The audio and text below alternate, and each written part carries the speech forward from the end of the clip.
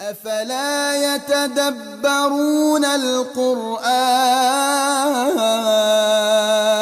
أعوذ بالله من الشيطان الرجيم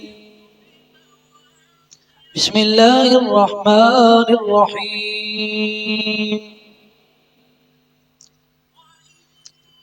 ألم تر إلى الذين أوتوا نصيبا من الكتاب يدعون إلى كتاب الله ليحكم بينهم ثم يتولى فريق منهم وهم معرضون ذلك بأنهم قالوا لن تمسنا النار إلا أياما معدودات وغرهم في دينهم ما كانوا يفترون فكيف إذا جمعناهم ليوم لا ريب فيه ووفيت كل نفس ما كسبت وهم لا يظلمون علم ترى کیا نہیں دیکھا تو نے الی الذین ان لوگوں کی طرف اوتو دی گئی نصیبا حصہ من الکتاب کتاب میں سے تو مراد یہاں پہ یہود و نصارہ ہیں کہ جن کے اوپر تورات اور انجیل نازل کی گئی اور ان کو دی گئی یدعون بلایا جاتا ہے انہیں مبنی للمجہول ہے الی کتاب اللہ اللہ کی کتاب کی طرف تو پہلا جو الکتاب ہے وہ ال جو ہے نا اس میں ساری کتابیں شامل ہیں الکتاب جو معروف ہے جو پہلی کتابیں جن کو دی گئی وہ ہیں اور خاص طور پر تورات اور انجیل ہے اور دوسرا جو الہ کتاب اللہ یہ قرآن پاک ہے یدعون الہ کتاب اللہ یدعون جب انہیں بلایا جاتا ہے بلانے والے کون ہیں بلانے والے محمد رسول اللہ صلی اللہ علیہ وسلم اور بلانے والے صحابہ ہیں یدعون تو یہ مبنی للمجہول صیغہ رکھا گیا کیونکہ بلانے والے وہ مخفی رکھا گیا ہے یدعون بلایا جاتا ہے اللہ تعالیٰ بھی بلاتا ہے تعالوا الی کلمۃ سواء بیننا و بینکم آ جاؤ اس ایک بات کی طرف جو ہمارے اور تمہارے درمیان مشترک ہے کہ ہم اللہ کی عبادت کریں اور اس کے ساتھ شرک نہ کریں یہ بنیاد پہ اکٹھے ہو جائیں یدعون بلایا جاتا ہے دعوت دی جاتی ہے الی کتاب اللہ اللہ کی کتاب کی طرف یعنی قرآن کی طرف لیحکم بینہم تاکہ فیصلہ کرے ان کے درمیان کیونکہ قرآن جو ہے یہ فیصلہ کن کتاب ہے یہ مہیمن ہے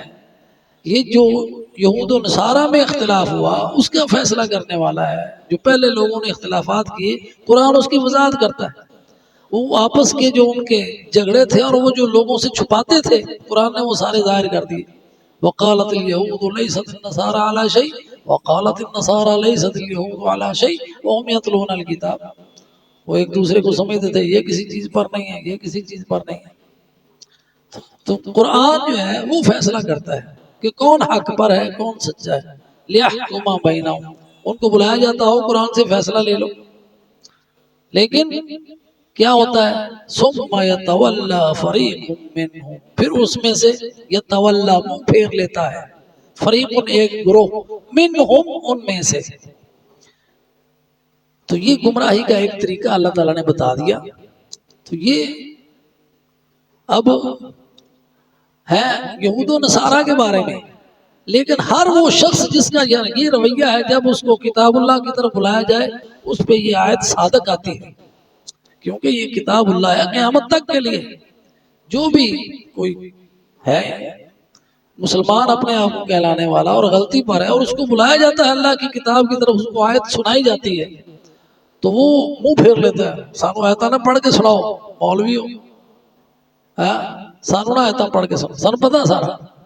یہ تولا ہے ثم یتولا یہ تکبر ہے نا، غرور ہے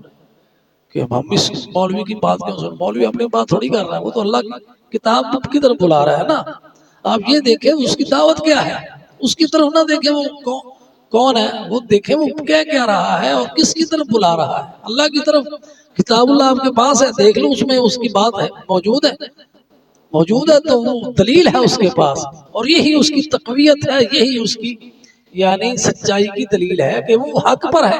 یہ پیمانہ ہے ہمارے پاس، کتاب اللہ سنت رسول اللہ، اس کے اوپر نام لینا ہے کہ یہ نہ دیکھیں جماعت کون سی ہے، یہ تو ہم نے سٹکر لگا دیے نا کسی کو، قرآن کی بات کہہ رہا ہے، سچائی کی طرف بلا رہا ہے، توحید کی طرف بلا رہا ہے، چلو ابھی بات نہیں، دیکھو تو صحیح اللہ کی بات کر رہا ہے، یہ قرآن میں موجود ہے، تو تم پھر کیوں متکبر بنتے ہو، تکبر کے ساتھ کیوں بات کو ٹھکراتے ہو، یہ رویہ ہے گمراہی کا۔ تو جب اللہ اور اس کے رسول کی طرف بلایا جائے تو جو اللہ اور اس کے رسول کی طرف آ جاتا ہے، حق کو اپنا لیتا ہے، وہ اللہ کے سامنے جھکا ہوا ہے، جو حق کو ٹھکرا دیتا ہے وہ متکبر ہے، جس کو اللہ تعالیٰ نے معاف نہیں کرنا۔ تکبر جس کے دل میں ذرہ برابر بھی ہے نا، جنت میں داخل نہیں ہوگا۔ اور تکبر کیا ہے؟ وہ حق کو جھٹلانا اور لوگوں کو حقیر سمجھنا ہے، یہ تکبر ہے نا۔ اب داڑھی منا کے سمجھنا، جس نے اللہ کے حکم سے اور اللہ کے سامنے جھکا ہوا ہے اور محمد رسول اللہ کی سنت کو سینے سے لگائے ہوئے ہے اور اب عاجز بنا ہوا ہے، اس کو سمجھنا یہ تو ذلیل ہے، ہم باؤ ہیں، ہم بڑے سونے ہیں، اس کو تو پتہ ہی نہیں دنیا کا، تو یہ تکبر ہے۔ اللہ سبحانہ و تعالیٰ کو یہ پسند نہیں ہے۔ تو جس کے دل میں ذرہ برابر بھی تکبر ہوگا جنت میں نہیں جائے گا۔ تو جو عاجز لوگ ہیں وہ اللہ کے سامنے، جو مسلمان ہیں وہ اللہ کے سامنے سر جھکاتے ہیں، وہ منہ نہیں پھیرتے۔ تو ان میں سے کیا ہوا؟ ثم یتولا فریق منہم کا اس لیے کہا ان میں سے، بعض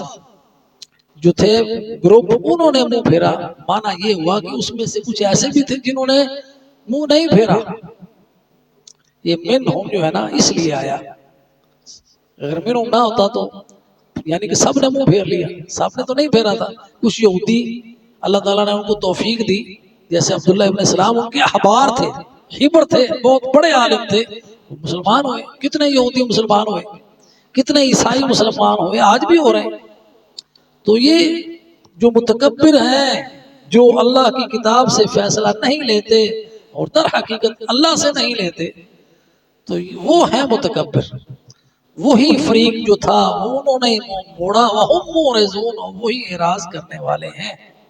وہم مورزون اس کی تاکید کے لیے آیا، اور وہ اعراض کرنے والے ہیں۔ اعراض کا پتہ ہے آپ کو؟ عرض سے، عرض کے معنی چوڑے ہو جانا، چوڑا ہونا یعنی جب ادھر پھیرتا آدمی تو اپنا جو ہے نا عرض وہ اس سے اس کی طرف کرتا ہے چوڑائی، تو اس سے جو ہے نا عربی کا لفظ اعراض بنتا ہے، اور لفظ کے اندر پوری تصویر شامل ہے۔ جو عربی ہے نا اس لیے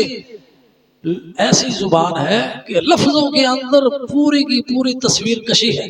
جیسے کل آپ کو بشارت کے بارے میں بتایا تھا نا کہ بشرا کیا ہوتی ہے، کہ انسان کے چہرے کے اوپر اس کے اثرات ہوتے ہیں، اور بشرا جلد کو کہتے ہیں، جلد کے اوپر، اور جلد بھی سب سے نمایاں چہرے کی ہوتی ہے، باقی تو کپڑوں سے ڈھپی ہوتی ہے، لیکن چہرے کے اوپر اثرات نمایاں ہو جاتے ہیں۔ اگر خوشی کی خبر ہے تو چہرہ کھل جاتا ہے، اگر غمی کی خبر ہے تو چہرہ مرجھا جاتا ہے، تو اس لیے اس کو بشرا کہا جائے گا۔ اسی لیے اسی طرح کلمہ آپ دیکھیں تولا ہے، منہ پھیرنا، اسی طرح کلمہ اعراض ہے، مورز، وہم مورزون، اور وہ اعراض کرنے والے۔ مورز اسم فاعل ہے۔ ذالک بانہم، اور یہ ان کا اعراض، اس کا پیچھے سبب کیا ہے؟ اللہ تعالیٰ دلوں کے حال جانتا ہے نا، تو اس لیے اللہ تعالیٰ نے ان کا جو مرض ہے نا اس کی نشاندہی کی ہے تاکہ اس مرض سے بچا جا سکے۔ اس لیے قرآن شفا ہے، شفاء لما فی الصدور ہے۔ یہ انہوں نے کیا گیا، ذالک، یہ ان کا اعراض، اس کی طرف اشارہ ہے، یہ ان کا منہ موڑنا، یہ ان کا حق کو ٹھکرا دینا کس لیے ہے؟ بِأَنَّهُمْ قَالُوا لَن تَمَسَّنَا النَّارُ إِلَّا أَيَّامًا مَّعْدُودَاتٍ وَغَرَّهُمْ فِي دِينِهِمْ مَا كَانُوا يَفْتَرُونَ۔ اس آیت کے اندر ان کے اعراض کا سبب بتایا گیا ہے، اور یہ ہر اس شخص کا حق سے جو اعراض کرتا ہے اس کا یہی سبب ہوتا ہے جو قرآن نے یہاں بتایا ہے۔ کیا ہے وہ سبب؟ ذالک، یہ ان کا اعراض کرنا، یہ ان کا حق سے منہ موڑنا اس لیے ہے بِأَنَّهُمْ کہ انہوں نے قالوا کہا لن تمسنا النار، آگ تو ہم کو چھوئے ہی کی نہیں۔ یہ ان کے تکبر کی بات ہے، اس لیے کہ ہم تو ہیں یہودی، ہمیں آگ نہیں چھوئے گی۔ اگر آج یہ کوئی بات انسان کہتا ہے کہ میں تو غلام مصطفیٰ ہوں، ہاں جی مجھے جہنم کے فرشتوں مجھے نہ چھو، مجھے دیکھ کر جہنم کو بھی آ گیا پسینہ، تو یہ وہی بات ہے جو یہودیوں نے کہی تھی لن تمسنا النار، ہمیں آگ نہیں چھوئے گی۔ کیوں نہیں چھوئے گی؟ یہ ان کے تکبر کی بات تھی کہ ہم نے جہنم میں نہیں جانا، جہنم باقی لوگ کے واسطے، ساڑھے واسطے نہیں۔ اس لیے ہم جو مرضی کرتے رہیں، اس لیے وہ قتل میں کوئی بھی گناہ کرنے میں ان کو کوئی خوف ہی نہیں، کیونکہ وہ سمجھتے ہیں کہ باقی جتنی بھی مخلوق ہے، انسان ہے نا جو، وہ سب کیڑے مکوڑوں کی طرح ہیں، ہم اللہ مخلوق ہیں، ہم ہیں اللہ کے بیٹے۔ یہ ان کے غرور کی باتیں ہیں۔ وغرہم، اس کا آگے ذکر آ رہا ہے، پہلی بات تو اس کو مکمل کر لیں، لن تمسنا النار الا ایاما معدودات، ہم کو آگ نے چھونا ہی نہیں، بس ہی نہیں، ٹچ ہی نہیں کرنا، دور رہیں گے ہم جہنم سے، اگر چھوا بھی تو ایام معدودات، مگر تھوڑے دن۔ اور وہ تھوڑے دن انہوں نے جو عقیدہ بنایا ہوا تھا نا کہ وہ کون سے دن ہیں، وہ کہہ رہے تھے وہ 40 دن ہیں، کیونکہ 40 دن ہم نے وہ بچھڑے کی پوجا کی تھی۔ حضرت موسیٰ علیہ السلام جب میقات پر گئے، وہ اتنے ہی دن کا تھا وقت تورات لینے کے لیے، تو پیچھے سے انہوں نے وَاتَّخَذْتُمُ الْعِجْلَ مِن بَعْدِهِ وَأَنْتُمْ ظَالِمُونَ، جیسا کہ قرآن نے بتایا، انہوں نے بچھڑے کو معبود بنا لیا، اس کی پوجا شروع کر دی، اس کا طواف شروع کر دیا، اس سے منتیں حاجتیں اور سب کچھ اس کو الہ بنا لیا۔ تو وہ کہتے ہیں وہ جو ہماری غلطی تھی نا، صرف اتنے دن ہم اگر گئے بھی تو اتنے دن جائیں گے، 40 دن سے زیادہ کوئی یہودی جہنم میں نہیں رہے گا۔ یہ ان کا اپنا بنایا ہوا عقیدہ ہے، اللہ نے اس کے بارے میں کوئی دلیل نہیں اتاری۔ اور دوسرا سبب وغرہم فی دینہم ما کانوا یفترون، وغرہم، غرہ کے معنی ایک تو یہ ہے کہ دھوکے میں ڈالا ان کو، اور دوسرا معنی ہے غرہم کے غرور میں ڈالا ان کو، فی دینہم ان کے دین میں، ما کانوا یفترون جو انہوں نے خود ہی باتیں کھڑی ہوئی تھی۔ افتراء میں نے ہوتا ہے کذب، ایسا جھوٹ جو جس کی بنیاد ہی نہ ہو، خود ہی بنا لیا ہو، افتراء، وہ جھوٹ سے بھی اگلا سٹیپ ہے کوئی۔ ما کانوا یفترون، جو وہ گھڑتے تھے، جو جھوٹ انہوں نے کھڑے ہوئے تھے، تو ان کے سارے جو یہودیوں کے عقائد تھے وہ ایسے جھوٹ تھے جو انہوں نے خود گڑے ہوئے تھے، اور ان جھوٹے گھڑے ہوئے عقائد پر وہ متکبر بن گئے تھے، یعنی انہوں نے وہ خود ہی جھوٹ گڑے، پھر ان کو اپنا عقیدہ بنایا، اور پھر غرور اور تکبر کا شکار ہو گئے۔ یہ ان کا سبب تھا اعراض کرنے کا، ان کے عقائد باطلہ جس کا ذکر پیچھے گزر چکا ہے۔ کیا تھا وہ ان کے عقائد؟ ان کے عقائد یہ تھے کہ پہلی بات تو یہ کہ آگ میں ہم نے جنت میں جانا نہیں، دوسرا عقیدہ یہ تھا کہ صرف یہودی جنت میں جائیں گے، قالوا لن يدخل الجنة الا من كان هودا او نصارى، یہ بھی ان کا اپنا بنایا ہوا عقیدہ تھا۔ تیسرا ان کا عقیدہ یہ تھا کہ حضرت عزیر جو ہے نا وہ اللہ کے بیٹے ہیں، اور دوسرا، اور خود اپنے آپ کو بھی وہ کہتے تھے نحن ابناء اللہ واحباؤہ، یہ ان کے باطل عقیدے تھے، یہ جھوٹ تھے جو انہوں نے کھڑے ہوئے تھے، اور اس وجہ سے وہ تکبر کا شکار تھے، اس وجہ سے وہ غرور میں تھے کہ ہم تو انبیاء کی اولاد ہیں، ہمارے بڑے اتنے بڑے بڑے ہیں، تو اس لیے اللہ تعالیٰ نے ہم کو عذاب دینا ہی نہیں، اگر دیا بھی تو انہوں نے ہمیں چھڑا لینا ہے۔